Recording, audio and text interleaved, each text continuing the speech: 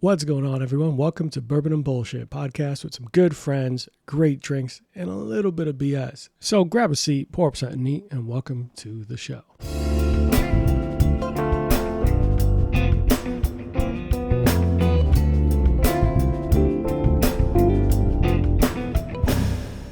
All right. Welcome into an episode of Bourbon and Bullshit. Today's going to be a fun one because I have a good friend from the North, and I don't want to say it like that, like he's fucking part of Game of Thrones because he'll get to his fucking head. But we are here in the virtual studio with a good friend of mine, John D. John, welcome in, buddy. How are you? Cheers, my friend. I'm doing good. Got my Manhattan, so I'm excited. I'm drinking bourbon. So awesome, man. It's Friday night. Like, how are you not excited? Every time I get to drink, I'm excited. It doesn't really have to be limited to Fridays, but I mean, whatever. I work from home. Who could tell? Who's going to walk in here and test me? And I even got my Angels Envy shirt because I knew I was here. So I purposely, I feel like you have a bourbon and bullshit shirt. I got my Angels Envy shirt. I feel like I'm dressed in the part. Listen, if you ever want to fuck around and get a bourbon and bullshit shirt, I'll give you the link, man. I mean, that needs to happen. Yeah, and I want the hat too. Like, if I'm going to go, I need the brand. the full ensemble. I'm going for it. I appreciate it, man. But guys, as you already heard him, because he had to fucking ruin it. No, I'm joking. Today's drink of the day is going to be a Manhattan, just simple, easy peasy. But it felt right because recently we just had the anniversary of the repeal of Prohibition. So on December 5th, 1933, Prohibition was repealed, utilizing the great American Constitution by making Amendment 2021. And it's the first time that an amendment was actually ratified using another one. So 18th was ratified by 21. And it's because America realized that people aren't that great if they're not drunk. And there's a lot of money to be made in spirits and everything of that nature. But the Manhattan is one of those drinks that came through from Prohibition. Same thing with old fashions. Well, Manhattan, not directly. We know that during that time of Prohibition, a lot of cocktails were created in speakeasies in ways that were really easy to make because I couldn't be very open about what the fuck I was drinking. So you use what you have. You use sugar, water, bitters, and spirits and make some shit happen. Guess what the Manhattan is? It is just 2 ounces of bourbon, 1 ounce of sweet vermouth, a couple dashes of bitters, orange and Angostura bitters, and just stir. It depends who you are. There's some people who are crazy and use a shaker bottle, for a blender bottle, which is meant for protein shakes, and somehow came on my show with that. But you stir it in a mixing glass. Not sure what you're talking about. This is ridiculous. Guys, if you don't know, let me make sure that we are recording him. All video and everything. Yep, is recording it. Oh, damn it. I was hoping I was off. Okay. This man came on my show. And I said, hey, we're going to drink. Make sure that you're good to go. Blah, blah, blah. You know what he does? He uses a pink blender bottle. It's purple. It's purple. I want to be clear. It's purple. Does it matter? Very fair point. No rebuttal. Listen, it's all I care. You know what? We're not doing this today. I've had enough of you.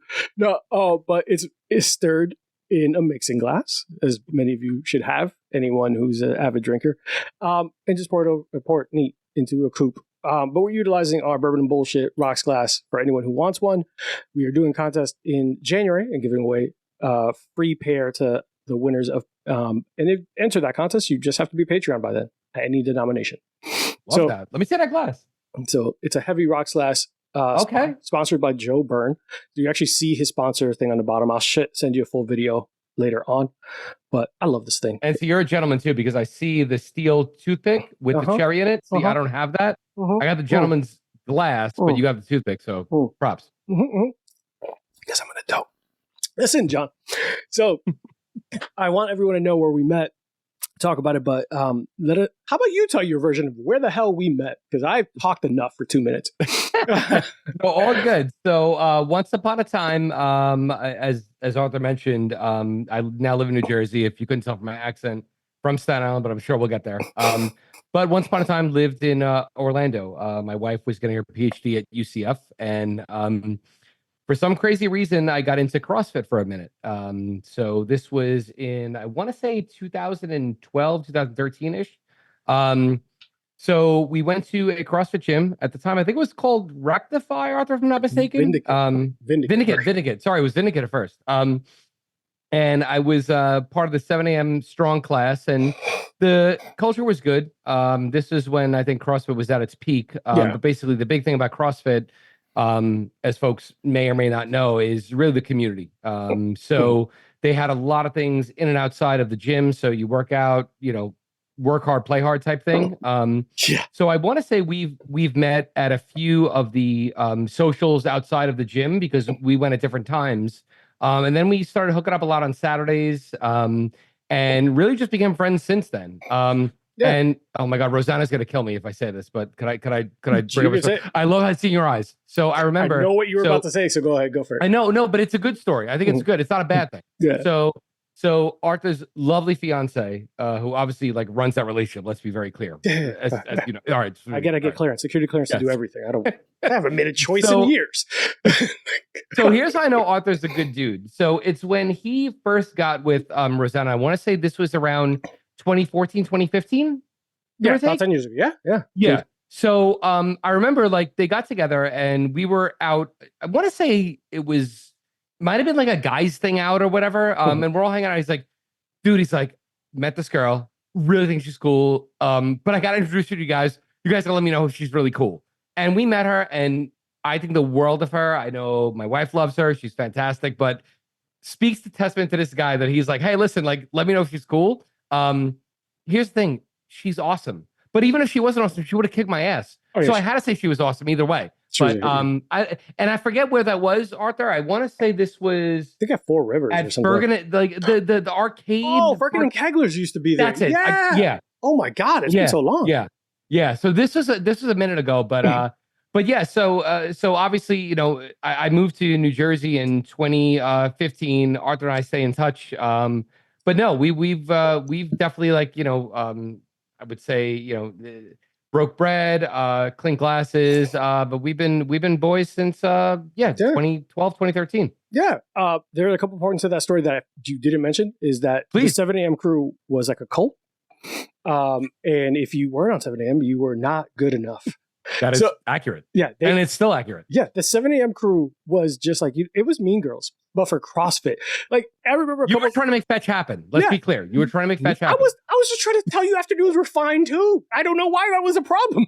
I was like, hey, not everyone could be here at 7. God damn it. Fuck me. Mainly because I have bad sleeping habits. No, but yeah, the 7 a.m. crew was like such a clique. But he is right. Back in the day with CrossFit, Megs and Moody came on recently on the show, and they've talked about CrossFit a little bit. But for all the flack that it got about being a cult, I think any community could come off like that from the outsider.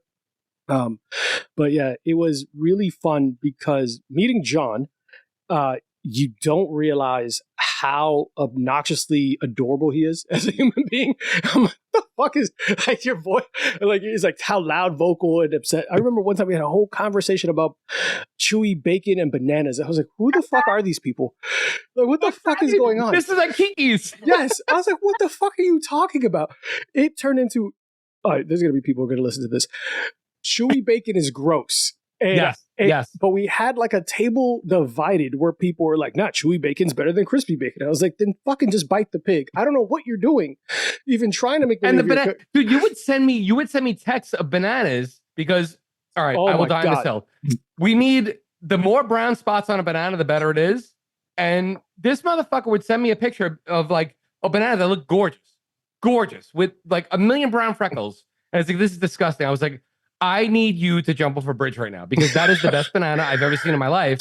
And you would think it was disgusting, and it's perfect, it's sweet, it's awesome, and this is you know what? We're friends, and now I'm mad at you right now. I'm upset with you right now. This is the shit we would argue about. That's how the friendship happened because I would just always look at them. What is wrong with everyone at 7 a.m.? This is why no one likes y'all. It's the Mean Girls and bad taste in foods. I don't know what to do with you guys. Like it was just random. All I know is I mix my Manhattans in a blender bottle. Yeah, that's all I'm saying. So I feel like I got credibility. No, maybe. No. I think that lost credibility. Don't bring up the blender bottle again. I was trying to help you here. Extend the olive branch. I thought we moved on from that. But John, we love talking to people about what they've been doing, what they've been going on, and what they TV shows, movies, anything outside of bananas and poor choices in food. What have you been watching, reading, or entertaining yourself with? No, I'll tell drink you, like, this and forget your fucking food choices. The things. So I mean, I have boy girl twins that just turned 5 and on Saturday. So I would say a lot of things I watch is like Peppa Pig and all that nonsense. But I'll tell you, the one thing that I've been getting into recently is King of Collectibles, and I don't know if folks have seen that. It's on Netflix, No. and so as a kid, and you can probably see a little bit in the background of kind of where I am, but The Muhammad Ali standing over. yeah, like so I've been a sports memorabilia collector forever, Mhm. right? Forever. Yeah. Now I'm saying that, so let me actually rephrase. So when I was a kid, I used to like go to different sports card events when like baseball cards were a thing. So Yeah. downstairs in my basement, I have insane amount of like sports cards, autographs. I would meet the players, get everything signed. And then I want to say when I got to like, in my 20s, I went to college, like, kind of got out of it. I'm a sports junkie. I still love sports to this day, but got out of it. And then watching this was both an epiphany and also a depression because in the post-COVID world, collecting sports cards is now a thing. Mhm. But what I mean about it, the epiphany and depression is, If you kept them, when you think about basically any type of like sports cards, basketball, baseball, etc., they need to be graded for them to be worth anything. Yeah. I could tell you that I think, is an amazing collection that's literally sitting in a safe in my basement, but nothing is graded. Like, so a Michael Jordan rookie card, if it is graded a PSA, which is why am I drawing a blank on the acronym? But if it's a PSA 10 or a Becca 10, it's worth like $400,000. Now, granted, it's hard to get a PSA 10. I have a Michael Jordan rookie card that's in my basement. That's why I'm not saying my address. I have Mickey Mantle like cards in my basement. Okay, I'm sending you the Patreon link today because motherfucker, I have all these cards. If you don't sign up for $25 a month, I swear to God, John. No, but here's the rub, right? So during COVID, this is when this thing took off. So here's where, and this has been around grading cards forever, even when I was a kid. But here's where it gets a little bit scary, right? So even if you want a card, I'll never forget, I bought this Michael Jordan rookie card with my own money. I was so proud at the time. I want to say this was 1992. Okay. I bought a Michael Jordan rookie card for $300. It was in the Staten Island Mall. I was ecstatic about it. Now, I have no idea what it's worth, but to get it graded, you have to send it away to PSA. And now the backlog, because it's so popular right now, you're not getting that card back for like 2 years. So send that shit. You're sending basically a card, and what are you gonna do? Go to FedEx and be like, "Hey, could I have insurance for $900,000?" You're not gonna do that. So that's the thing why people don't do it. So, and here's the other elephant in the room. I'm sure anybody that's ever collected cards, you have like the plastic case with the screws. I got this Michael Jordan rookie card when I was in my teens. I screwed this thing as hard as I probably could. So if I even look at it now, this thing's been in this case since probably 93. If I were to even take it apart to look at it, it would probably peel the card. So it's that red herring where I might have a perfect Michael Jordan, but to get it graded, I would basically sacrifice, it would be worth as much as a folded piece of paper. So point me saying, to get back to your question is, it's just been interesting to see how that's evolved from when I was a kid to collecting the stuff to, like you could make a little bit of money, to seeing these folks that are basically, oh, I have these cards, I have these jerseys, to I'm 33, I could retire because I could sell these 4 things for $10 million. It's absolutely mind-blowing. It's called PSA? King of Collectibles. I would highly recommend it if anybody's seen it. Where is PSA? It's addicting. Where's the grading place? Where? So they have a place in, I want to say, East Rutherford. Can we so just you can actually go drive with the down to card? do it. Yeah, can we? Because you're saying you don't want to ship it. Just hand it to I the don't want motherfucker. to, but here's the thing. If I even give it to them, and that's the other thing, you have to take it out of a case. It has to be your raw card and put in like some bullshit plastic sleeve. To even take it out of the case scares the living shit out of me. So the people there are obviously experts. Go there and say, what do you think? Do you think I should risk it? It's not a bad idea, because I've always said before this was the thing, I was like, I think I have a mint Michael Jordan card. So I could be sitting on winning a lottery ticket in my basement. I don't know. But now I look at it, I'm like, oh, well, it's a little off-centered and all this. But like the amount of cards I have, because it was just my thing when I was a kid, is just, so that's why it's like, I'll do it for you for 3%. Getting back to the point, it's like, I'll do it for it's you the for 5%. epiphany and the scarcity. I'll do it for you for 5%. Whatever you make, I will go to Jersey right now, just take it for you. Because if you're just, at this point, it just feels like you're being lazy. Like, just take the shit. That is that. I I cannot. I'm going to plead the fifth on that. That's. I'm going to just. I'm pleading the fifth. No wonder you say your wife is scary. I would be yelling at you too all the time. We will get to that, by the way. But yeah, we have to. His wife is a saint. She's awesome. She's putting up with him for this long. But she will kill me. Yeah. But that's an interesting show. We have to block her from this episode. No, I'm sending it right to her. Well, then rest in peace to me. As long as I get the 5% of the cards, which feels like we agreed upon it on the show. We might have. I mean, it's a binding contract. It's verbal. Yeah, verbal, and video. So that's fucking. Listen. So my point is, I think you're right. It's interesting because after the pandemic and during the pandemic, people had to figure out hobbies, do other things. You're stuck at home. You start looking through your attic. You start finding out all this shit. Exactly. A lot of stuff. Yeah. And what sucks, I'm going to say this and it sounds so mean. What sucks about that pandemic is that as much as I wanted to stop saying the new normal, it did change everything. The way people make money, the way people work from home. It wasn't a big fucking deal. But hobbies like that where I got a bunch of boxes from grandma and grandpa in the house. I'm going to go through it. And they're making tons of buku bucks because one motherfucker didn't get rid of a binder of Pokemon cards. Dude, think about TikTok, right? Now, I'm not saying TikTok wouldn't have blown up, but like not as fast. Listen, I'm an old dude. I'm in my mid 40s, right? When I tell you, like during COVID, especially like I was, raising twins, so and it was a scary time. So when you talk about COVID, I didn't know TikTok. I was like, oh, let me get an account. I'm still addicted to that shit. I don't post anything. It's not my thing. But my point to what you were saying is that it blew up so hard. Because people are home doing nothing. What are they doing? They're going to just post videos about fucking around, doing whatever. Yeah. So would it have still blown up? Do I believe that? Probably. Because like there's always like social media is just such an insane presence now. But like I think it exponentially blew up because people are home not knowing what to do. Yep. And when you think about what happened there, dude, even in my industry, like COVID changed everything. And depending on who you ask, it's not necessarily a bad thing. Not the thing. I wish COVID happened, but it changed things for the better and for the worse, depending on your industry. Yeah, sure. Like I'll be the prime example. A work from home position was kind of like gold back in the day, and like that would never happen. Like you have to be super important, have a bunch of mega computers in your house. And now it's like, yeah, here's a laptop, here's a webcam, fucking punch it. Like, dude, I've said that with corporate America. So like, I mean, I won't put people to sleep with what I do. Maybe I'll bring it up later. But when you talk about like working from home, to what you just said, right? The biggest thing, and I'm trying to even put myself back to like 2019, but the biggest thing with virtual jobs, because everybody has laptops, Wi-Fi. The biggest thing was like, oh, we don't know how to measure productivity. We were forced in 2020 to figure that shit out. And guess what we did? And people were even more productive, and they were able to be more productive because they could eliminate commutes to work. And now that's what changed. So like in the management consulting industry, which is where I sit, I was the guy that lived at an airport. And I said like, haha, no, I literally lived at an airport. Yeah. I would, go on a plane Monday, go to my client and come back Thursday. And I did that every week for Jesus, more years than I care to admit.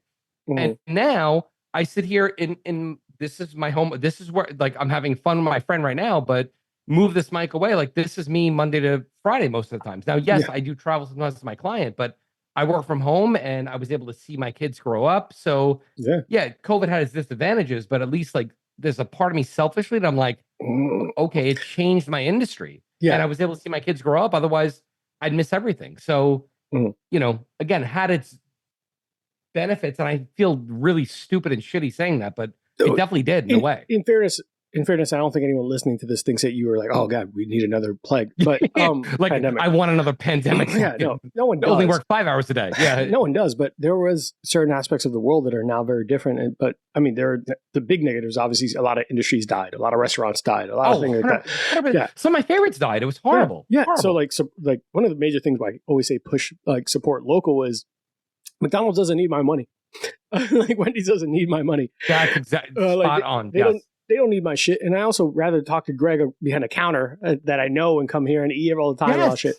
But there was a lot of like smaller businesses and industries that were heavily impacted, but there had to be a quick evolution where something would have taken 15 years to get to this point. Hey, we got to figure out in 6 months.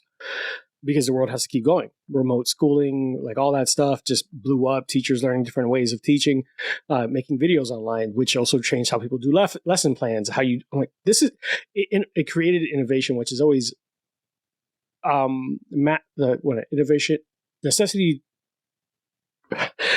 brings innovation. Sorry, I was trying to like get my like bearings there because I'm like, I'm not trying to be a dick about it and say that. I saw you take an extra sip, so you get a mulligan. I was exactly.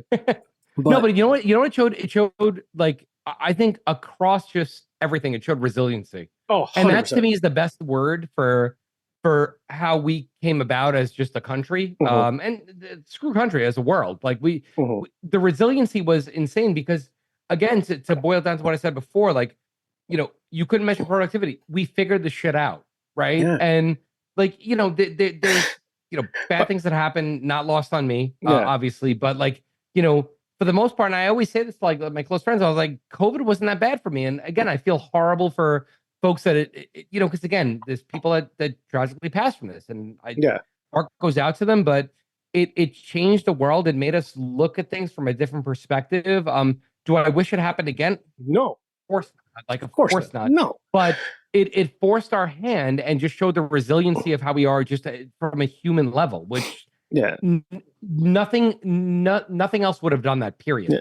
Period. 100% agreed. And from someone who was at the time like an essential worker, there was a lot of aspects of it that I was furious with, but it's before like what 2 years removed from it. Like, I was furious of like how quickly people went from "you're a hero" to "give me my fucking toilet paper."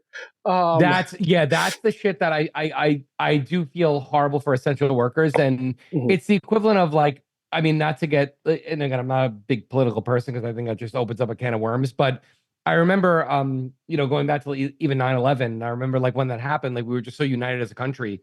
And I want to say like, it was even as recently as like, you know, whatever, 2004, where like people were just like, I'm like, everybody's supposed to never forget. I was like, we forgot because people just crapped on a lot of like the first responders, and to your point, and it's just, take politics aside from that. It's like, just like, let's just be humans first. You saw a bunch of like racist attacks, and I'm like, bro, yes, and I'm just like, oh my god, I just fuck.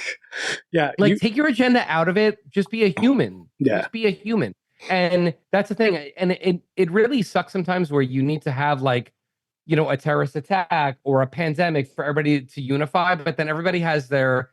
I don't want to turn this into like everybody has their own agenda type thing. That's not the right way to put it, but it's just sad. Like, why can't we just be looking out for each other? And it's sad because for a moment when, you know, this is when I think we're at our best, is like when we're backs to the wall. But then it happens and all of a sudden it's like, okay, now we're over that hump. Now let's talk about it. It's like, what are we doing, guys? So, what are we doing? I have a good friend, and we had a similar conversation about this, and I said people are only unified when they could agree on something else to hate. I think that's a great way to you simplify what I was trying to say in a much more effective way. That's exactly it. It's when you like 9/11, we knew terrorists, we knew insurgents, we knew that. It's like whatever the fuck that which is sad to think that way, but it's scary. That's actually accurate. Which makes no fucking sense, to be clear. None. I've always had this beef with people where it's like when I say, "Hey, I really love something, I enjoy something," it doesn't always like hit with people. But when you say, "Man, you know what I hate?" Everyone wants to talk about it. And that's like, a great point. Like, why is it such an acceptable feeling to dislike something than it is to enjoy something? And I've always there's a really good book that I read a while ago. It's called The Strategy Paradox, and what you just said is, and this kind of hit me very different. So what you just said was really interesting and just reminded me of this analogy. And let me ask you a question: what's the opposite of love in your opinion? So this is where, in my opinion, is I don't want to say disinterested, but the opposite of love is almost like indifference, at least to me. Okay, so cheat code, you hit it exactly. So I think 90% of people would say hate, but what you said is because you have such a strong feeling for love, indifference is also such a strong. So that's the strategy paradox. Now this book came out, I want to say, 10-ish years ago, and like that analogy hit me different. So credit to you for saying that, because most people you say that, you say love, they say hate. No, but if you hate someone, there's still a high amount of emotion and investment towards it. There's similarities between love because you're that extreme. When you're indifferent, you just you don't have anything. So that's the opposite. And literally it was indifferent. So I'm very impressed with you right now. And normally I'm not impressed with you ever. I know. So that's why I've been working on it. No, but and I was always intrigued by that reading that book, but I forget who, I think it was like in a company I worked for, an author, but it's called The Strategy Paradox. And like, he really just like doubles down on that. I read this book 10 plus years ago, but it's just very interesting to think about, like, the opposites and like, because I, again, love, hate, you just think immediately like, but it's not into that. But because I think that in order for you to hate something, you had to really feel passionate about it in one way. In order for you to hate someone, they had to have had a big part of your attention, affection, heart, whatever. Yeah. Indifference. I don't know how you hate. I don't know. I mean, there are like two people in the world I hate. And we're not here for that. Well, so aside me and who else? Aside from you. No, I don't count you. That is forever ingrained. That's a deep. That's deep because like I've also seen how like you keep your car in E and say I have 10 more miles and I want to throw shit. Okay, that all right. That's savage. That's memory and that's savage and helping Lauren to sleep because that's savage. No, but like I joked about this before because in order for like not joked about it. Well, I had a real conversation I had to overly simplify it to say, what's a worse feeling when your parent is mad at you or when they're disappointed? The latter, and it's not even close. It's not even close. It's not even close. And it's almost like you rather than be mad at you because that adds value to you. You hold that space 100%. In their head. So then you want to correct it. Yeah. Then you want to be like, oh, that was stupid. Let me fix that. If someone hates you, there is a small part of you that's like, I occupy space in their head. That's great. Mm-hmm. That's a fucking good feeling. That's fair. That's a fair point. It's like, you hate me? Good. But especially with sports, because I throw sports on. It's like, I'm in your head. I'm gonna keep coming at you. Yeah, that's a great point. But if someone's like, oh, you were here? That fucking stings. Like, wait, when did you shoot? How long have you been in the room? The fuck do you mean?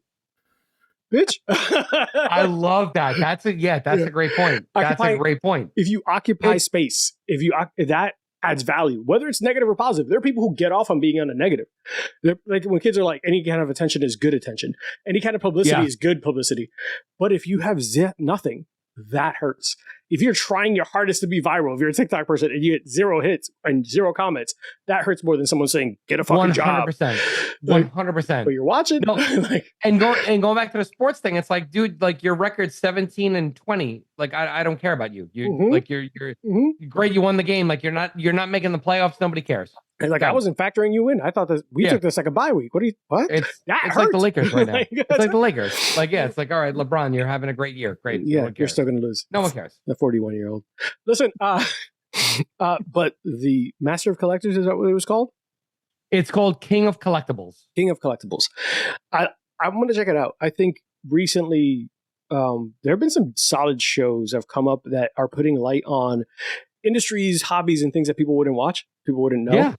Like over the last course of 5 years, everyone's been really heavy on baking. Like the shows like Is It Cake or Nailed It and all that, which is also part of those TikTok people who made cakes. The Is It Cake thing is fucking crazy. Like when I see some stuff, I'm like, all right, is that a rhinoceros? Oh no, it's a rainbow cake. Yeah. Like, what the fuck? Yeah.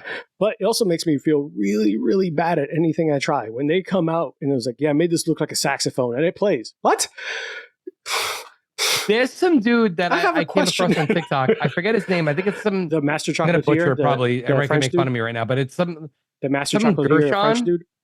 Yeah. That does like the chocolate, like he'll make like a fucking Buick. And I'm like, what are we doing? The Master Chocolatier. He has a show where people compete to try to copy his shit. Who's it? Why is that a show? You're not going to win. No. He has, it's not like you're beating him. He is teaching you, and he's trying to get all the best. I don't think you're beating him. I'm like, that's like an infant playing LeBron at 1-on-1. It's like, what's the point of the show? Like, yeah. I'm going to look it up. Miss TikTok, what other shows have you been watching while I look up the Master Chocolatier? But his stuff is stupid. And they'll be like the size of like literally like a house. Oh, yeah. I don't know how he does it. Is Amari Goishon? That's Gorshon, someone with G and ends with Sean. H-O-N. Yeah, he is TikTok famous. He's 26.2 million followers on TikTok. Oh my God, I didn't know it was that aggressive. Okay. But he's like a world-renowned chocolatier. And he's doing stuff for like Absolute. You for said cars. 26.2 million? Yeah, just on TikTok. And that's like That is not his real 26.2 job. million more followers than I have because Yeah. I have no one. I have zero. No. But he's done work. So that also came out of, we have gone into a really, I love this. But it's his TikTok fame brought more attention to the really cool shit. But that's perfect segue into like that TikTok and all that Instagram and fucking all that. Guys, we are going to take a really quick commercial break. Got to keep the lights on. Got to make sure we pay the bills. And John's going to hook me up with basketball card money. So hopefully when we get back, we're going to keep talking about some of the shows we're watching, connecting again with John and everything that he's done because he has a very unique life and some Ponzi scheme stories. We'll be back. Let's go. Hey guys, while you're listening to the show, we know that you might want to partake in some drinks with us and enjoy the libations. Here at Bourbon Bullshit, we ask that you drink responsibly. Don't drink and drive, avoid Amazon one-click buy, and for the love of God, do not text your ex. You do not need that kind of closure. They've moved on, so should you, Joseph. You should stop Facebook stalking. She knows. She knows. Now, all jokes aside, don't do anything dumb, take care of yourselves, and be safe. Thanks guys, now back to the show. I was waiting for a physical response from you about the don't text your ex, but I'm like, yeah, he's listened to the show before then. If he did not respond, he's listened. But guys, for real, don't text your fucking ex. She doesn't need it. It's the holidays. Don't get tempted. Not worth it. No. Don't. No. The I miss you text. No, it's just because no one's don't under the do it. mistletoe with that Especially if hoe. it's at like 3 a.m. Like, stop. Like, have you ever made a really good decision at 3 a.m. on a Friday? To get Wendy's. Yeah. For the morning. I digress. I digress. It's fair. Yeah. We had we told the story about like drunk me was more interested in eating fast food than hooking up with girls. So I would leave the club an hour before. That's still the case. Yeah, 100%. But drunk me, sober me was always like, there's food over there. I'll go to that party. It was like, people are like, yo, are the girls, are the women there? I'm like, what's the food setup like? What's the snack station like? Like, do they have wings? Do they got wings? Do I need to bring wings? I'll bring the biggest wings. thing is ranch or blue cheese. If that's your biggest decision, that's a wonderful thing to have. So 3 a.m. decisions. The only good one is to order Wendy's in advance, so it's ready for you. One of the shows I have been watching recently. So my fiance and I will randomly pick up a show and binge it. Like we go hard in the paint, which is really dumb. We started picking up the Penguin, but it's because we didn't want to wait every week for an episode to come out. And that's the Colin Farrell show on Max. I haven't seen it. I've heard nothing but like phenomenal. Like it's on my list. Stellar. I feel like I need to. Yeah, I heard stellar. It's incredible. Someone wrote online, it's just a Batman version of The Sopranos. I don't care. This was still really fucking It doesn't good. matter. It's just awesome. Yeah. Yeah. From beginning to end, every episode we've watched, like you are interested in what's about to happen to the characters. You're invested. Colin Farrell does a really good job of making the Penguin likable, but that's part of like the villain trope that I think has come across in the last 10 years, where people want to make the villain likable because they want to almost instill that that conflict in yourself. It's like, should I be rooting for the bad guy or should I be rooting for Batman? Should I be rooting for Black Panther or Killmonger? Because Killmonger's right. Should I be rooting for the Riddler? But here's what I'm gonna show my age, right? So you say Penguin, right? And you're thinking about Danny DeVito? I immediately think of somebody that's 4'11" and a short, stubby, fat white dude. I still rooted for him. So like, I think Danny DeVito. Like, I think Colin Farrell. I don't know his height, but like, good looking, thin, in shape Irish dude. Like, I don't immediately say, you know who would be great for the Penguin? That's fair. Colin Farrell. Like, it just so like. And again, I haven't seen a trailer. I just heard about it. Like, really? Did they make him like this big fat dude with the big nose? Like, I'm asking out of pure ignorance. Pure ignorance. How you approach most things. Listen, so passive aggressive. That was the best gaslight I've had all week, and I'm here for it. That wasn't even passive. That was aggressive. You know what? That's fair. That's fair. And even that was a gaslight. I love it. Keep going. It's only because I love you.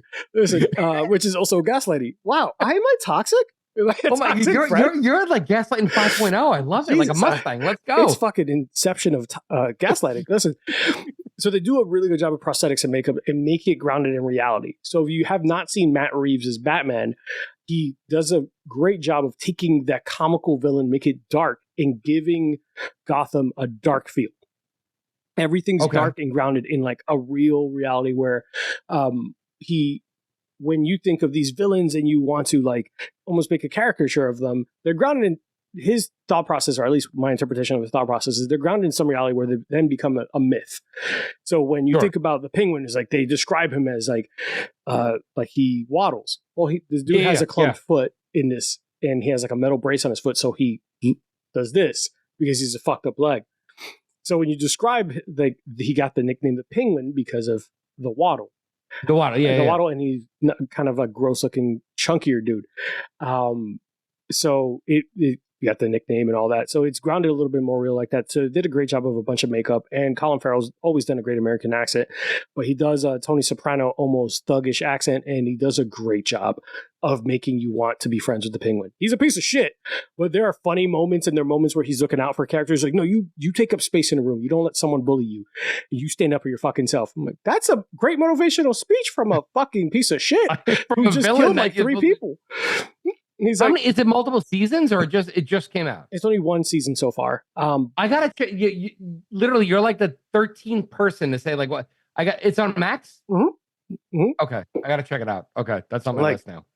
There's a character in there who has a speech impediment, so he stutters, and Penguin kind of takes him under his wing and says, "Hey, you're my guy now. I got you." Blah blah. And they're at a restaurant and they're ordering food, and the kid starts stuttering, and the waiter interrupts him to finish his statement. Penguin's like, "Don't you fucking do that. You let him finish. He was talking. You let him talk." Oh, I kind of like that. You see? I know what you're saying about like you kind of rooting for him. Like, you looked out for the homie. Okay. You looked out for your guy. Like, I like that. And that's like, all right. I like that. I like that. Like, did you ever fucking do that? And then when the guy walks away, he's like, don't ever let them interrupt you and talk to you like that. You take up space. You take your time. They have to fucking wait. I'm like, fuck Batman. I like the Penguin. That's the problem. Go. That's the fucking problem. That's that fucking great thing that they've been doing with villains and bad guys recently. At least, like I said, over the course of the last 10 years. Like Cobra Kai, like what Johnny Lawrence is the good dude. Like you're making the bad guys likable to the point where someone sitting at home is like, "Does this turn me on?" I'll never forget. I feel like I posted that video to like Facebook or something where, and this is before Cobra Kai, and like I Will Die on This Hill. I think that's what started the whole Cobra Kai like thing where there was this dude that like basically showed a video about like Johnny Lawrence about like why he's the good guy. Mm-hmm. And I'm sure you could probably look at it on YouTube. Yeah. And it came out like 6 months before Cobra Kai came out. And it was basically like, oh, he was just, he shouldn't have did this, but like he was trying to protect his girlfriend. And Daniel LaRusso came in. It was, it went, I don't want to say it went, I don't know if it went viral, but like, where it started? What? The show How I Met Your Mother? No. The show How I Met Your Mother, Neil Patrick Harris's character, Barney Stinson, they're talking about their favorite childhood movies. And he's like, oh, I love The Karate Kid, and blah, blah. And it's like, until that stupid, like, outsider kid, did the illegal crane kick. Yes. And I think somebody made the parody video, and all of a sudden, I think somebody kind of came out. And listen, like, it started out on, I don't even think it's a thing anymore, YouTube Red or whatever for a minute. And then I remember I bought it because I was still to this day, I'm Karate Kid junkie like through and through. So I love the idea of it. So I watched that, and then Netflix bought it. And I mean, brilliant, absolutely brilliant. You made you made it relevant again. And so in terms of what I watched, like Cobra Kai, loved it. That's what's really cool about these shows and the way they're spinning things. There is a part of me that wishes we stopped making like remakes of shit and all that, but I said this a while ago. I don't know if it's still true, but I feel like, and I'm, my industry, what I do is nothing to do with TV production. But I will say that I think creativity is just lacking in society because here's the thing.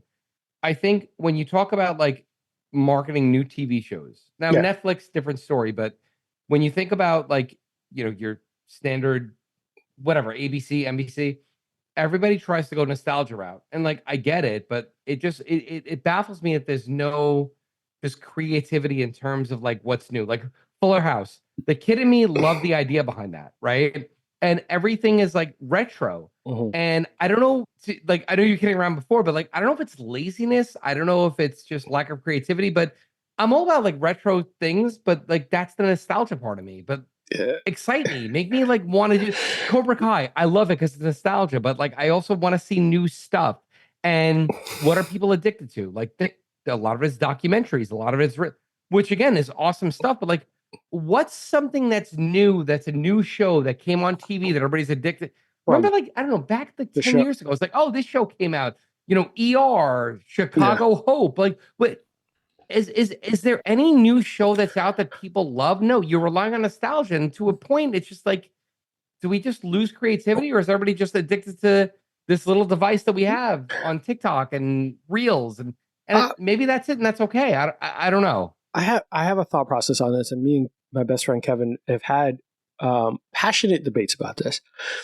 And I'm gonna tell you the crux of the passionate debate and where, like, what my logic and his logic were.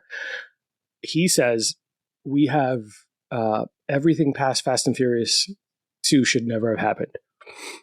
Okay. And I said, why? He's like, they're terrible movies. I was like, that doesn't matter. He's like, what? I'm like, they make money. He's like, what? I agree with that. He's like, 100%. well, they're terrible movies. People don't want to see them. I was like, well, he didn't say it like that. He's like, they're terrible movies that shouldn't exist. They're bad movies. I was like, okay. People are still watching them at a rapid rate. Every time someone drops a movie, they're going to watch it. And it turned into this debate about, well, if you gave people better movies, they would go. And I was like, there are better movies. They don't go. Like, there are plenty of better movies. People aren't going. And it turned into like a very heated debate, passionate debate. I don't want to say heated. We never get angry at each other. I love having conversations with him because he is one of the few people that I feel like I respect mentally enough to be like, all right, let's have a real conversation. Not few people. That sounds like a dick thing. There's like 5 people right now listening. Am I one of the 5? No. If you got to say that out loud, you aren't. Like, that's so fucked up. But it's so honest. But it eventually turned into this conversation of what people watch is, and people take in is, what can suspend enough reality? My life is stressful enough. Movies like Fast and Furious exist for a reason. It suspends reality. I can disconnect. Nothing in that movie will ever happen in real life. Guess what I want to watch? What'll never happen to me in real life. Some over-the-top shit that'll make me forget about how shitty my 9-to-5 is. You want to know what movie I don't want to watch? I don't always want to watch a movie about racism and slaves, 12 Years a Slave. I don't want to necessarily watch. It has its place, and it's a great movie, but one of them made a lot more money. And it's not being, I'm not shitting on good movies. I love great film and all that. And but there is a place and time for everything.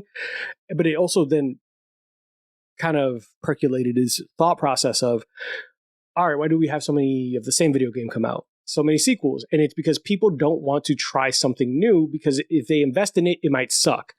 So studios don't want to do something new because people won't go to it people won't go to it, even as great as it is, because no one wants to take that risk. Dude, I have this theory. So 2 things. So I don't think it's like this crazy epiphany, but like everything in life is risk, right? Yep.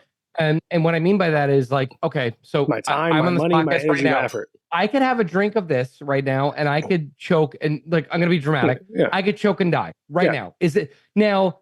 There's a risk for me taking a sip of this bourbon right now. Now, granted, is that 0.00001%? There's a risk, yeah. Just like there's a risk of me getting in a car. Everything in life is risk tolerance. And kind of what we were talking about earlier, and you kind of alluded to this before, is about somebody watching Fast and Furious. It's not a great movie, but like, so, and again, this pains me to say this as an Italian, but so Domino's Pizza, Papa John's Pizza, Chuck E. Cheese Pizza. There we go. You know what you're getting. Like, you have people that will have that, but you'll have, let's just say, somebody that's trying to start a small business that is like, whatever, from, New Haven, Connecticut, and they have their, recipe from it. And it's like, oh, I like Domino's. Like, Domino's fucking sucks. Because you know compared what you're to getting. Fucking Joey fucking DeNaples over here that's going to create the best pizza in the world. But it's like, oh, I'm going to go to Domino's. I don't disagree with you. Because it's the comfort in what you know. Yep. I don't disagree with you. The problem. It's like, so to your buddy's point, I agree. It's like Fast and Furious sucks, but it's like, oh, it's this. I know what I'm getting. It's like, that doesn't mean it's good just because you know what you're getting. And never once in that discussion with him and I was like, I never once said it was good. Yeah, I said if people really wanted better movies, they would go to the better movies. Yep. But people are, and complacency isn't. I always have this theory too. Complacency isn't necessarily a bad word. I think people assume you're content, and there's nothing wrong with that. That's fine. Yeah, but my standards aren't anyone else's standards, so why should someone out there that you could do? If you're not good with doing that, that's fine. I may personally judge you. You might not give a shit. I'm still going to judge you. But it's okay to have that, like, I'm comfortable with doing X. Yeah. And it became fine. I think you're fucking out of your mind, but it's fine. It's the reason, like, I'll go to a little bit of a nerd thing. The reason why 13 million Call of Duties pop up is because people keep buying them, because you know the product you're getting. Because if I'm spending $70 on a game, I want it to be something I want. Yes. And not have to go into it as like, this is trash, and regret the purchase. Yeah. Like, that's why free to play became a big deal, because it's like, oh, yeah, cool. We'll lure them in with free to play, and then they'll stay for the skins and all this stuff, because people want to know that their investment isn't thrown away. Because it's very hard nowadays to trust critics, to trust the internet, to trust opinions, to trust all this. But you know what you can trust? I know exactly what this product is because it's come out 14 times before this. So I want you to judge me real quick, and this is going to judge my age. So I'm not a video game guy. I don't judge anyone. I just gaslight you because it's fun. No, but this is going to be bad, because I'm going to really date myself, and I'm excited to be made fun of tremendously. Looking forward to me making fun of you. Go ahead. But yeah, well, I mean, you do it on a daily basis, so it's fine. But my go-to arcade game ever, Street Fighter 2. That's a banger. I have no problem. Right? No that's it's a good classic, game, right? It's a great game. Yeah. All right, so let me ask you a question. Your Street Fighter 2 character. Ken. Shut up. Not even my hesitation. Guy. It's Ken. It's always Ken. Okay, I'm fist bumping right now. That's my guy. That is my guy. I am. What the hell just happened? Oh, your camera automatically adjusts. That's technology, Jesus. John. That's my camera from 1995. No, it automatically adjusts. I think, but Ken is my guy. Everybody's like Ryu. I'm like, and Guile. I'm like, no, stop, Ken. He's a little spicy, but like whatever. He's good. I do love that. At the time, I think it's Konami or whoever made the game. Capcom made the game. Yes. Guile was their thought of Americans. Big, bold, fucking brash, and obnoxious with a giant hair and like pulling out a comb and everything's camos. Like, is that what the fuck you guys think we are?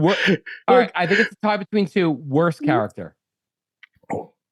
Balrog. I have two. I could argue three, although I think the third is underrated. But I have two. Balrog is one of my least favorites. I'm going E Honda and Zangief. What? No, Zangief. Oh, in Street Fighter 2, only in Street Fighter. Okay, because when they get later on, they're way better. Then you got Vega. You got Vega's Balrog, fantastic. Yeah. I think E Honda's terrible. Tyson, I think E Honda's terrible. He's the worst. E Honda's horrible. I fucking hate that guy. Wow, we are old. Listen, so earlier you talked about your industry. How do we get the street? Well, I know how we did. I did. But it's just talking about how like things have evolved and changed in movies and all this stuff, and how we're just watching sequels of everything. So like when the Penguin comes out, it's just reason why people flooded to it was it's a familiar title. Yeah, exactly. You hear Batman, like most people are like intrigued but to your point, you see the opposite side. It's like Penguin, like that was a villain that you really didn't know the backstory. Yeah. So it's a brilliant idea to say, like, let's tell Penguin's story. Yeah, like I love the idea behind it. Yeah, but it's a much more grounded version of it, not one that's like, oh, this kid was part of a circus or whatever. Yeah, it's not stale. It's not. It's not Tim Burton's version of like some fucking cartoon. Tim Burton's the GOAT, so I'm not shitting on Tim Burton. I'm just saying it's very different styles. One of the things that fuck me. I was thinking about the whole, the other side of that is that when you do think of these studios clinging onto names, you come up with like the movie The Joker 2 with fucking Joaquin Phoenix and Lady Gaga that failed miserably. That lost so much money that it's actually, by sales wise, worse than Morbius and Madam Web. Yeah. Worse than two of the arguably worst movies of all time. Joker 2 is bombed beyond repair. That's crazy. No, it's not crazy. It makes sense. No, I mean just like the jump start that you had to fail miserably. That's what I mean is kind of crazy. Oh yeah, because everyone was like, "Oh my god, I can't wait for the next Joker." That's what I'm saying. Yeah, I can't wait, and I was like, I'm gonna tell you how much money the Joker lost. Joker 2 lost. So the Joker 2. Wow. All right. So marketing localization cost them about 100 mil. The film itself cost 100 mil. The movie's projected to lose 1.25 million to 200 million. I didn't think it was that bad. This is directly from Variety, Jeez.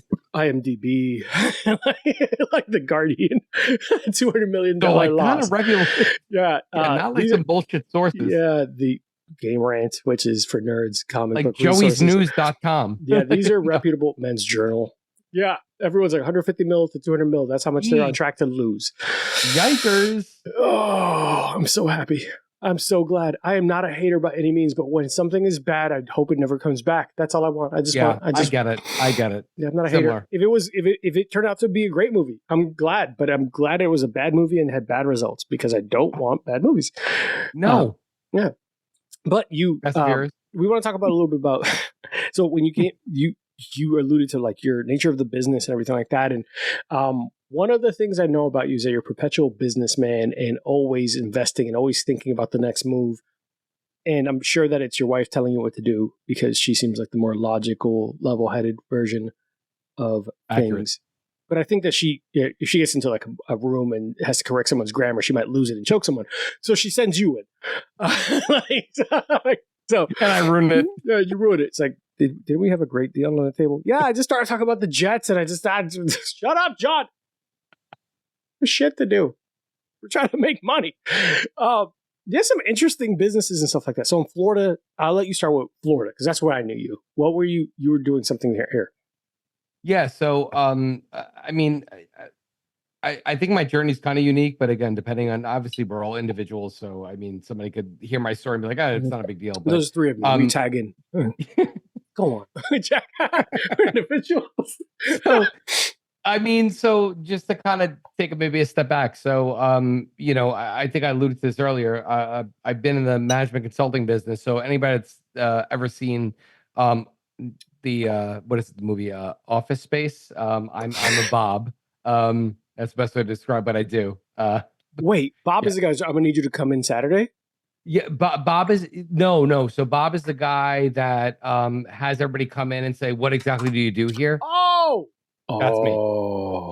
Yeah. That's the reaction I didn't. Bob Slidell. Yeah, he's actually Bob's Bob. kind of a dick. So that's what I've done pretty much the majority of my career. But if you couldn't tell from my accent, from what I alluded to before, born and raised in Staten Island, and then I'm sorry. Yeah, as you should be. But then relocated to Florida.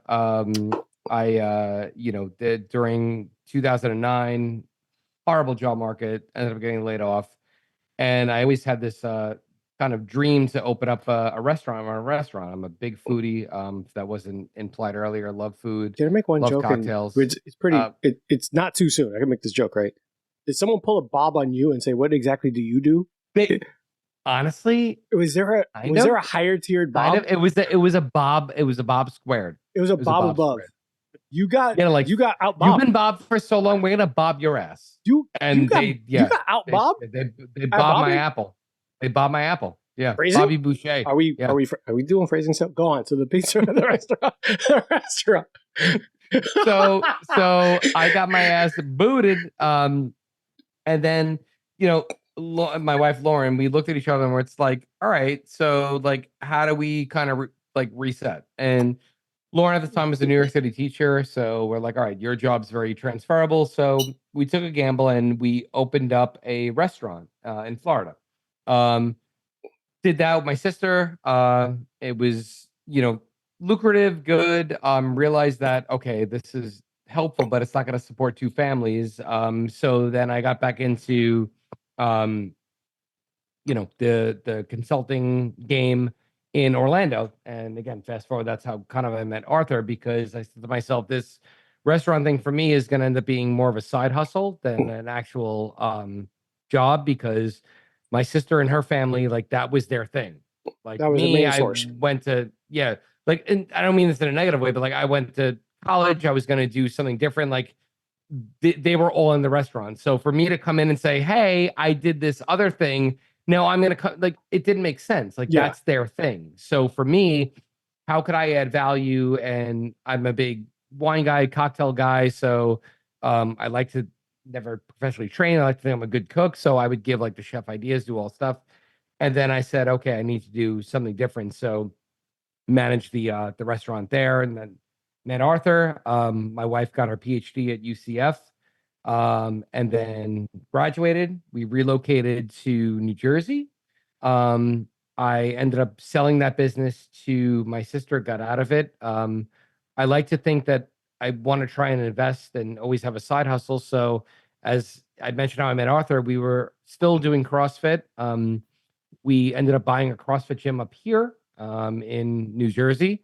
Um, did it with friends. It was, ironically, what I said was my pipe dream was to own a restaurant. Lauren's dream was to own a gym. So I like to say that if I were to pass away tomorrow, I satisfied and scratched my itch, and Lauren got hers. But we found out that wasn't, it didn't work well for just a myriad of different reasons. Don't want to get into specifics, but it Yeah. it What didn't work too well. was there a I'll time say was there a time during owning that gym that she was like, "This is the best thing ever," or was it from the get? You're like, "Nah." Because I hard work. want to We say all know that like starting a business is hard work, or at least I hope it's we all know. hard, Don't and we went in with our friends. I don't want to say don't get into business with friends. That's a bad way to say I it. could say But that. I would say that. I think in hindsight it's always 2020, right? I think Yeah. going into it, we probably thought we had similar visions and we didn't. And luckily we still maintain friendships with them. But I think in hindsight, if we all looked at it together, probably say, okay, we probably need to do more due diligence. Mm. So we got out, and it's fine. It was fine. It was more always going to be a side hustle, but and I'm still doing what I'm doing. Being a Bob here in New Jersey for a management consulting firm, and Lauren's just kicking ass at a university over in South Jersey in Princeton. I want to put a pin on you because she's more important. I want to talk about 100%. She is by far one of my favorite people I've met in CrossFit. And I would be scared shitless of her being my professor. Like, I would be worried that any paper I put forward is going to get red penned all over. And it's a good thing because I think she makes her students better. Because even like, I would see her like grammatically correct people on Facebook, which is more insulting than addressing my point. So you want to laugh because you know Lauren pretty well. You want to laugh like if you go like I want you to actually do this. Go to ratemyprofessor.com. Look up Lauren. We'll do that now. Lauren is like literally like people's favorite professor. That's what I'm saying. Like she's she will beat the shit out of both of us at the same time, but to her students, she is like beloved. I think she's got the highest rating. Well, I imagine that she makes everyone better. Like, yeah, and everybody's like, she's so kind, she's so nice, and I'm sitting there, I'm like, babe, that you? Like, are we good? Because like you'll beat the shit out of me. So no, but that like she is. It's insane because you would think she'd be the most intimidating. Like, I will kill you, but no, that's just to like you and me. Yeah, because she like, wants to make sure that she's like, I will do anything for you. Yeah, like she treats her students like her children. Same last name. Yeah, like literally, like if you're pulling it up, like I bet her rating out of 5 is 5. All right, just want to make sure before I look it up. But go on. So no, so I think the good thing, again, like I said, scratching the itch. We both got to like live our dream and do the business thing. It's tough. I mean, everybody wants to always do a side hustle. Luckily, I feel like we're both blessed. We're doing things that we like. I mean, obviously, there's always challenges with, your day to day, your 9 to 5. But I'm always looking for like what's next, what's interesting, what I could do that's going to challenge myself, be fulfilling, and if it's going to end up putting money in my pocket, great. But I would say always be cautious in what your side hustle is. It's one thing to have a passion to do it. It's another thing to like realize what the business case is to do it. Because I think just because you have passion, that's only half the battle. And that's the one thing I think I've learned in doing the restaurant thing and the gym thing. Are you ready? Ready? Guys, so this segment was not planned, but Rate My Professor with Lauren D. I love Dr. D. Her classes are super clear and everything is laid out. She's always open for communication and will do what she can to help you. The class is super easy to pass as long as you put in a little bit of effort. I actually took multiple classes with her because she makes her classes interesting and interactive. 5 out of 5. Shit. Okay. I had Is her, that Lauren? Mhm. Like, is that Lauren? Like, is that Lauren? Like, wouldn't it be like, oh my God, to be she's fair, terrifying, you kind of and ask she for may it. kill me To be tomorrow kind night? of fair, you ask for it. I don't think she's ever yelled at me, but I'm always scared to disappoint her. Like, it's like But here's the thing: she might not have ever, but she could, and that's the fear in itself. if she did yell at me, I'd sit there and take it. I probably bench more than her and you laying on each other. It's just like, no, I'm just gonna sit here and That's get yelled accurate, but she would still beat the shit out of both of them. I would not even fight back. I was like, I deserve this hit. Like, it's, like a battered, like student. Like, no, I fell. I deserved it. I should have done better. With like, my you wouldn't even pay for it in pay-per-view. It's like it's gonna happen. It's over. I should have done better. Should have done better with my grammar and my punctuations. It's my own fault. So Dr. D, I love these. These are all 5 stars. She is the highest rated. She's really highly rated. The difficulty isn't there, but each one of them says you just have to work hard. Cool. Yeah. Dr. D is one of my favorite professors that I've ever had thus far at school that I'm not going to mention. She is such a kind and caring professor. I had her online during the summer, but it was great. She gave some homework and readings, but I learned a lot from this class. I would definitely take her again. Her husband seems weird, and she keeps bringing up how much she wants to punch him. I don't know why they wrote that. Dr. D. It seems aggressive and off-putting, but I mean, I get it. Seems like a gaslighter is coming up. Mind your business. Dr. D is really knowledgeable and passionate about special education. I learned so much more from her that I would ever have learned. By the way, I'm pouring another Manhattan. I don't know if you just want to show everybody for what it's worth. It's in my purple blender bottle. Yeah, that's fucking blender bottle. She uses real life classroom examples for her as her personal experience to make certain topics more clear. Take her if you can. She's the best. Her husband is subpar. They keep throwing that out in there. That seems like, again, they've never met me, but I mean, I can't argue the point. They're not wrong. It also feels irrelevant to the student. Like, is it on the syllabus?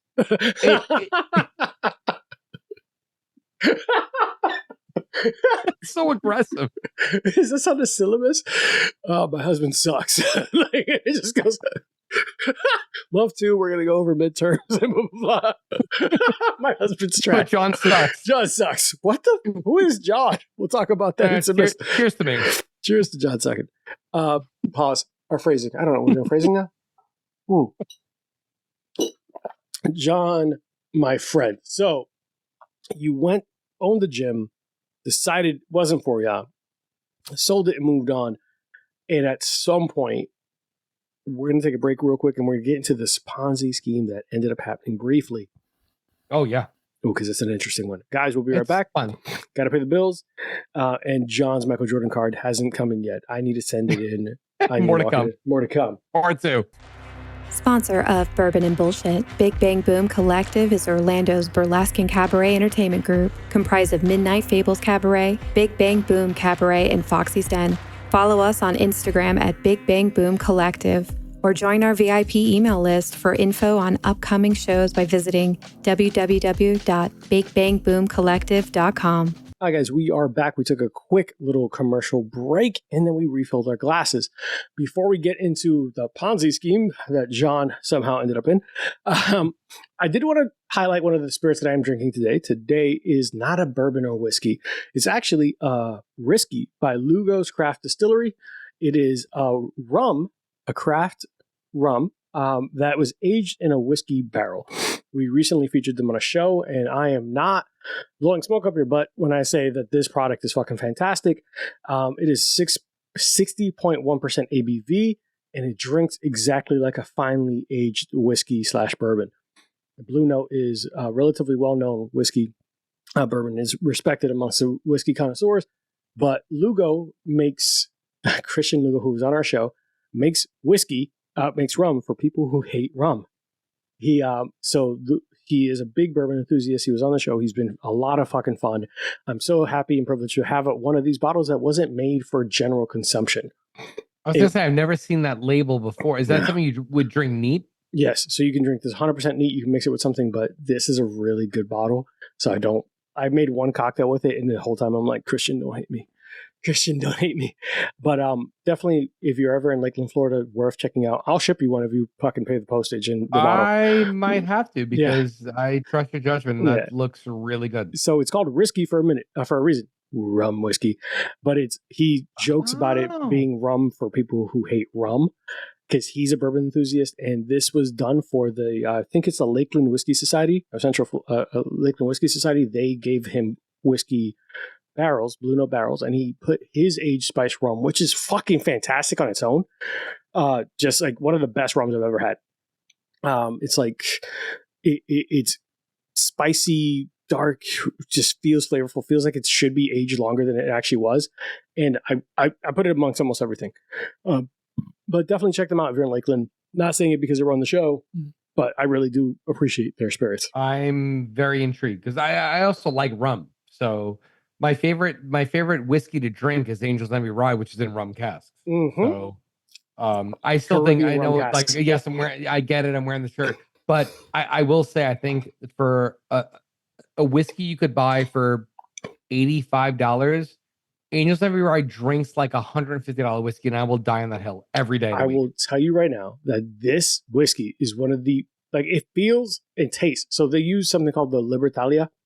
That's their rum, their spiced, handcrafted rum, and they've partnered with so many different local distillers and partnerships. They even have one with / They made their Krampus in it, so they have a bourbon that's finished in a spiced rum barrel with their unique blend. And I'm telling you, like, this is probably like a $65 bottle, that whiskey that I have. It tastes like a fucking $300 bottle of whiskey. See, now I'm curious. Yeah, I might need to Venmo you because I need to try that. I should be out there next weekend, so I'll tell you. I'll call you. I'll FaceTime. Seriously, I'm in, because if I can't, like, I'm interested in stuff I can't normally get, and if I can't find that anywhere, then yeah, I'm it is fucking really, really good, and I'm glad I met them. But they're like, Risky is a sweet rum distilled in brand new charred oak, white oak American barrels. That sweetness in the aging process emulates that of bourbon. When you drink it, like, they make their own version of an old fashioned, and it tastes like a high end, should be not here type of old fashioned. Like, this is not. We made a joke during the show that's we're collaborating on a shirt that says, "I can't believe it's not whiskey," but like that, I cannot believe it's not butter type of joke. So I'm getting that commissioned, but when that's done, it's coming out, and we're going to be working together on it. I love the guys there. That's awesome. I love that. Okay. Yeah. So that's what I'm drinking. But John, I know that you ran to get something which I've joked about before. Anyone listening, if you're from Flaviar and you're listening, okay, I'm not mad at you. Like, I would love to listen. If they want to sponsor me, that's great. But not trying to sell this, but this so backstory. Lauren, my wife, I want to say 4 years ago, for Christmas gift, got me a membership to Flaviar. So here's where I think Flaviar will crap in my sponsorship thought, but I think their annual is like average at best, but they have a whiskey calendar. The annual is average at best. Okay. Yeah. This is why I guess the sponsorship is not going to work, but not for you. Maybe for me. I didn't. I will highly, and I know advent calendars are becoming, like, basically any product is an advent calendar. Yeah, dime a dozen. Yeah. But I've been doing this the past 3-ish years, so it's not cheap, but it's not break the bank. I want to say it's like with shipping like $275. But what you do is you get 1.5 ounces of a different whiskey, and it's World of Whiskeys. So this one from USA, but yesterday I drank one from Japan. And they give you basically tasting notes on every whiskey, and it's not one of those things where, like, oh, every whiskey is probably like $20. Like, no, there's some whiskey bottles that you get the 1.5 ounces that are like, $60, $70. So for somebody that's like, I don't want to, I'm interested in whiskey, I want to try a bunch of different stuff, it's a good way. I wouldn't say cheap, but it's an easy way to try 24 different whiskeys instead of buying 24 different bottles. And the cool thing about this year is, if you see this book here, they give you like the QR codes where it tells you kind of the tastings, and you could buy the bottles, and if you like it, you could score it. So I like it because there's whiskeys I would never necessarily buy a bottle for if I read the tasting notes, but then I have it, I'm like, wow, this is really great. So this one that I'm drinking right now is number 6, because it's December 6th. This is Bull's Head bourbon. So they give you kind of a little picture of it, little description, and then if you go to the next page, they give you the tasting notes. And yeah, you drink it. I mean, I drink them neat, but you could mix them. But yeah, 1.5 ounces. So I will be sipping on this momentarily, but I did also pour another Manhattan, so you'll probably see me double fisting. Lauren's gonna be so mad at me. Like, she's Arthur, you got him so fucking drunk. Like, don't need another pair of twins. Sleep well tonight. Listen, no, so Flaviar, I've joked about my thoughts on them because there are sometimes that they're like, oh, this month's whiskey. I was like, this is bottom shelf shit. Like, this is mid tier shit. And what you just said is the problem with them. Like when I was a member there, again, like here's the thing. I do think I'm not an important person in this world. I want like if you make it feel exclusive, I want to feel like exclusive. Oh yeah. So that's the thing. And I think they like this club is kind of cool. That's what I like. Like, not that I feel exclusive, but it's like, well, I'm drinking 24 different whiskeys. I'm not buying 24 different bottles because that's insane. And that's the thing. I think what people just want to feel like they're in the cool piece of like, yeah, cool, important, exclusive, whatever. Yeah. And if you promote that, and to your point, I think you're spot on. It's like, oh, and listen, I'm not above Evan Williams. I love Evan Williams as a bourbon, but it's like, oh, Evan Williams. It's like, okay, I could go to for like less than my monthly membership. ABC Liquor and get that tomorrow. Like, what are we doing? So that's the knock I have on them. And that's where this is where it's tough, right? So with that being said, there's a flip because I 100% agree. I think that there's some bottles like I could have gotten this for less than what I just paid you this month. Yeah, exactly. And I've tried all of these, but they do give you options like, oh, which whiskey you want to try this month, blah blah blah. And I get it because I found two of my favorite whiskeys of all time through them, and they were cheap ass bottles. So I found the Rittenhouse Rye, who I've never had before, and it's a Heaven Hill product. And it's one of those bottles that don't seem like I want to go buy that because 100 proof at $24, you're gonna taste like dirt. And you have it, you're like, oh, this is gold. Who made this? Who am I giving a handy? Who made this? Like who should get a happy ending for this bottle? Because this is fantastic. And you're mad because you're like, this is $25 I've walked by every single day. I'm running around chasing Buffalo Trace. I'm chasing these fucking high-end whiskeys, these allocated fucking things. And this fucking gorgeous darling is sitting on the shelf every day, walking by like it's fucking Clark Kent instead of Superman. I'm running around looking for Superman and Clark Kent sitting on the shelf. Thank you, Flaviar, because you've introduced me. I now know Clark Kent's better. And then Hibiki Harmony or something else like that. It was one of those like Japanese whiskeys. I love Hibiki. Have you had one of my favorite whiskey bars in the country by a mile is Jack Rose's in DC. I've never been to DC. Okay. Next time I'm in DC, you will let me tell you something. The first time I'm in DC. Go on. If I give you anything in our friendship, you will, even if you're like, John, you never give me anything, you will go to Jack Rose and be like, John, like we could die in 30 years and I will still owe you. That's fair. They have, so first of all, when you go there, you feel that you sit at the bar, you're like, this is probably a pretentious place. Like the bartenders are nothing but super friendly. And I had Hibiki 17 there, which good luck finding Hibiki 17. If you find it, it's probably, if not my top 3, my top 2, it's one of the best I've ever had. But it's not pretentious. It feels like it should be, and it's not. It's Hibiki 17 is probably the best. Honestly, gun to my head right now, best whiskey I've ever had. That's high praise. It's incredible, absolutely incredible. But if you have it, like, find a way for you and Ro to go to DC and go to Jack Rose's.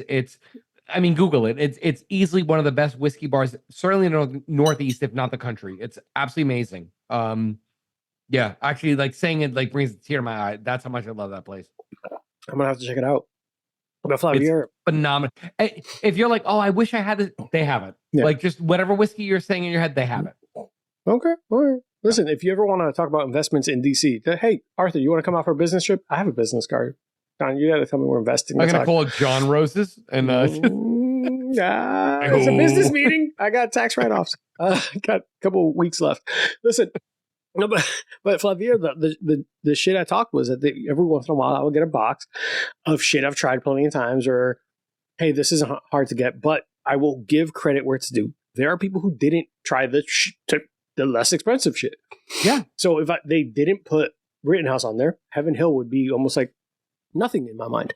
That straight up opened my mind to Heaven Hill as a distillery, which is the funniest thing for all the great products they have. My introduction to Heaven Hill was Rittenhouse Rye. And it started me this path. Was like, what distillery is this? And it's funny and also interesting is that everyone associates bourbon and Buffalo Trace. There's some, they're whiskey and Jack Daniels. Whiskey and like there are some names that just stand out to the common, like just the general public.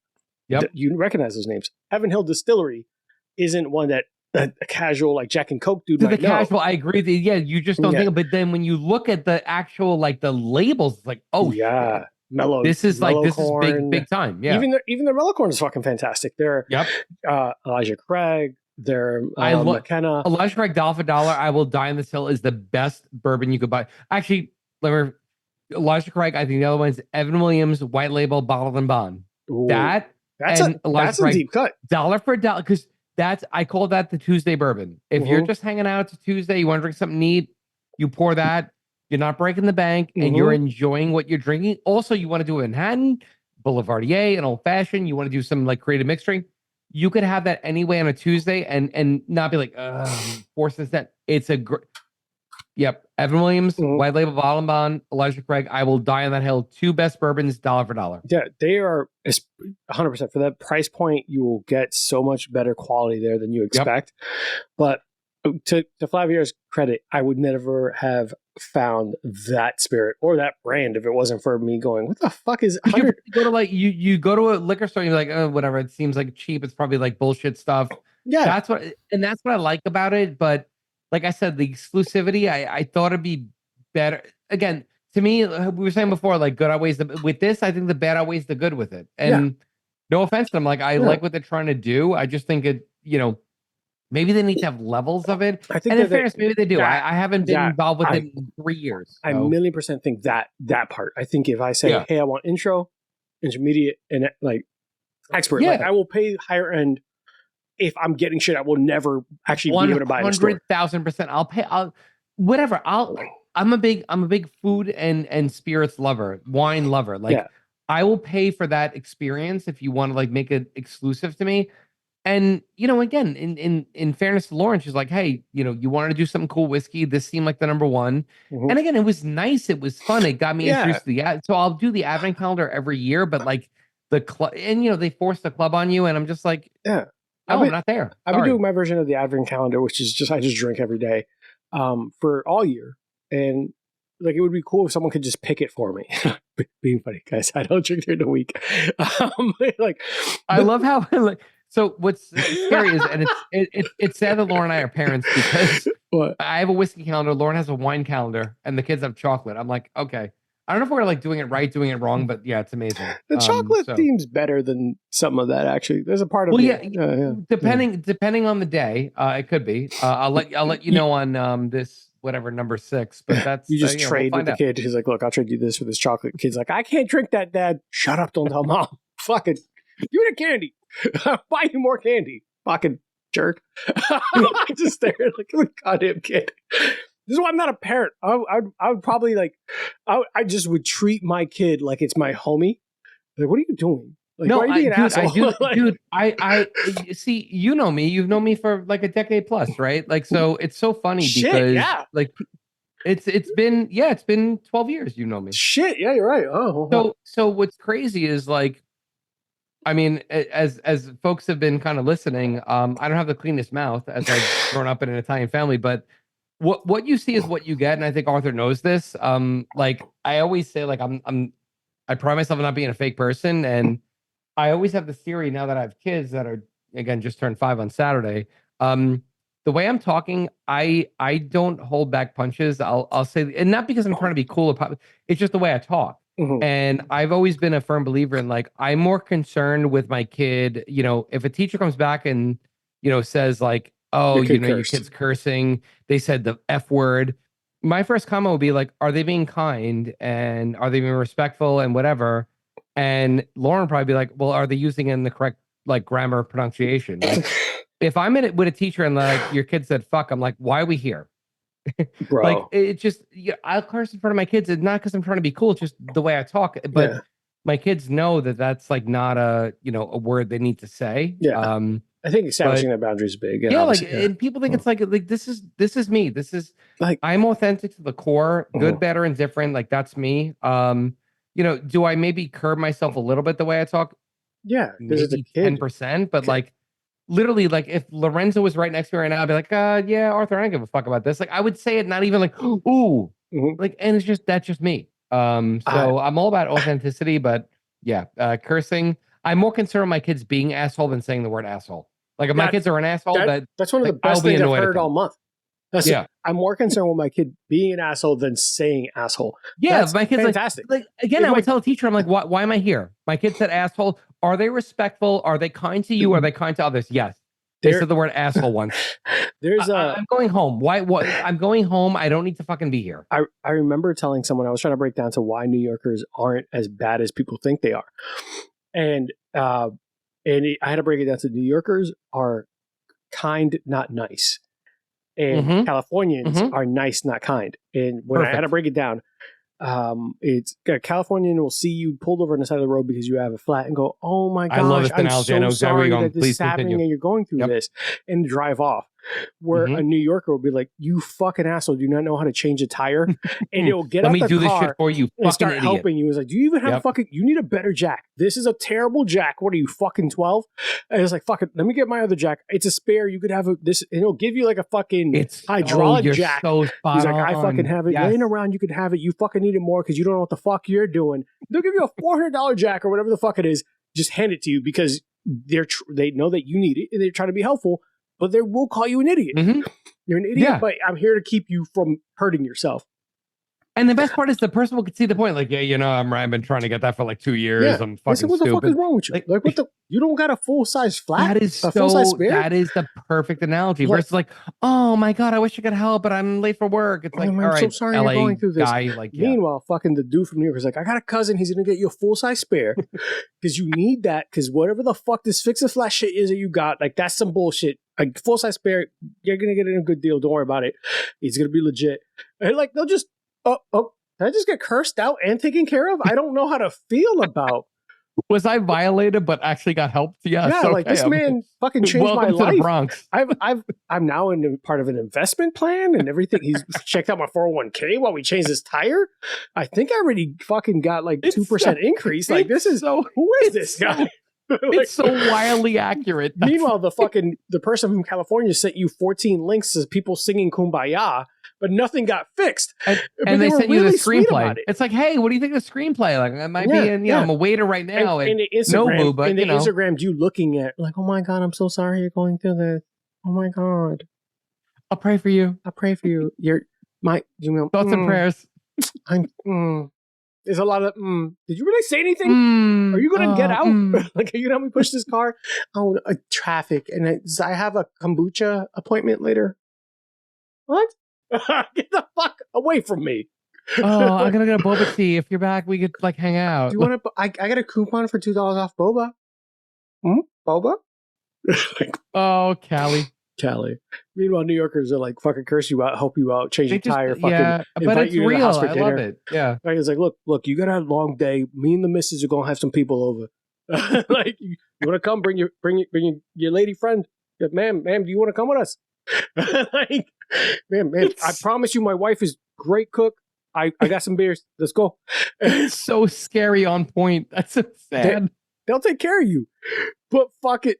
Sorry. I don't know how we got here, but I'm just saying it's always crazy to me because I have people and I am a jerk, but I'm a good human being. I will take care of you. I will pick you up. I will take you to the hospital. I will fucking hold your hand. I will fight someone for you, but I will call you an idiot. But that's honestly, that's the New York way. It's like my friend. One of my best friends in the world. I love her like a little sister. Her name is Silvana. She's like, gee, you're an asshole, but you're right. Like the shit you say is not wrong. I'm like, okay, so what's worse? The person who fucking sugarcoated and wasted your time, or the one who told you you're an idiot? Stop doing idiot shit. I tell people this all the time about me. I said, I'm an asshole. Like everybody knows me, as you know, I'm an asshole. But I also say that, like, if you don't get like, and I know I'm a lot, but if you don't get along with me, odds are you're an asshole. I'll get along with anybody. Yeah. I will bend over backwards for anybody, but I'm going to call you out on your own bullshit. Yeah. Like if you're stupid, I'm going to say, you're fucking idiot. I'll help you, but you're dumb. If someone ever says Arthur's a piece of shit, remember at some point they liked me. And like remember that remember that I don't treat people poorly. I treat people appropriately. Yeah. Well, also as you know, in New York, like when somebody calls you a piece of shit, I'm like, that's a term of endearment. Yeah. Like I think anywhere else in the country, it's like, wow, that person's oh, piece of shit. Oh yeah, he is. Yeah, that motherfucker. It's a term of endearment. It's like a badge of honor. My buddy Richie's probably listening to this episode right now, and I call him a fucking hoe every time I talk to him. I'm like, you goddamn hoe. He's like, yep. Like I'm like, because he knows it's a term of endearment. My buddy Justin's probably listening, and our friendship started with me yelling across the baseball field because it was a company like softball game. I was like, who the fuck is that? It's like Justin, blah blah blah. I'm not gonna say his last name, but like Justin. He's like, looks. I was like, nobody fucking likes you. And he's like, who the fuck is this guy? He's just staring at me. Who is that guy in the outfield yelling this? That is perfection. Literally that's like. And we've been friends since. That is the five boroughs personified there. We've been friends since. He's been on multiple episodes. I talk to him almost like twice a week. Fantasy football or other shit, music shit, whatever. We get along great. But I feel like there's a certain level of like New Yorkers and all this and all those people that if you care about someone or you like someone, you are willing to fuck with them. And you have to like and I think that's the thing. And I feel like it's getting more universal, but like busting balls, busting chops is like a thing. And like I'm a firm believer, and you know this just from like you and I just like conversing, and obviously like even like fucking around back in whatever 10 years ago. Like, all right, guys. So that is it for part 1 of this episode with John D. If you're enjoying the episode, make sure that you tune into part 2 next week, where we're going to get into a little bit deeper topics as we continue to pour up those drinks. The episode was a lot of fun, and I can't wait for you guys to hear it. But of course, make sure you are liking, subscribing, following, adding, doing whatever you need to make sure we continue to share the Bourbon and BS podcast. If you want to see random drinks of the day, random reels, make sure you follow me on all social media, including Instagram and TikTok at Bourbon_and_BS on all social media platforms, where we have a lot of fun and be goofy. So of course, thanks guys for everything you do every single day, and make sure to tune in next week and keep sending us your notes, stories, and all your feedback. Love to hear it and appreciate the support. Bye guys. Hey guys, today's episode is brought to you by Burn, Termite, and Pest Control. I first met Joe Byrne on Full Frontal Nerdy Show and decided to give his company a try.